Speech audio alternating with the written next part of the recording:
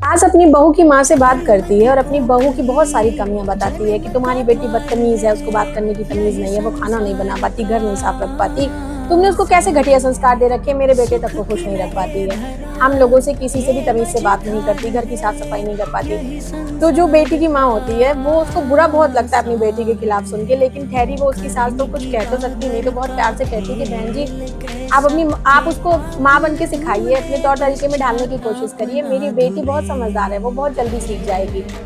लेकिन उसकी सास उल्टा सीधा कह के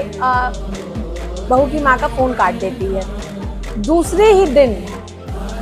जो बहू होती है उसकी ननद की सास का फोन उसकी सास के पास आता है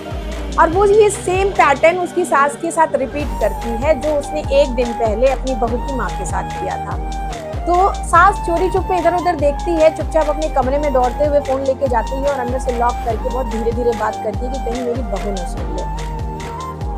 और माफी वाफी मांगती है, कहती है कि बहन जी बच्ची है, सिखाइए सीख जाएगी, बहुत दुलारी थी अपने घर की। यही सेम चीज वो भी जवाब देती है। तो दरवाजा तो उसने अंदर से बंद कर लिया कि उसकी बहू ना सुन पाए कहीं,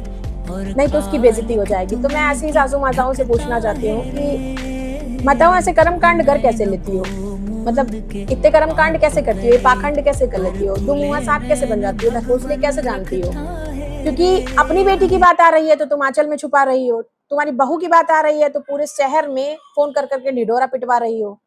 तो मैं तुमसे जानना चाहती हूँ कि वो भी तो किसी के घर की बहू है, और तुम्हारी कुंडी बंद कर लेने से,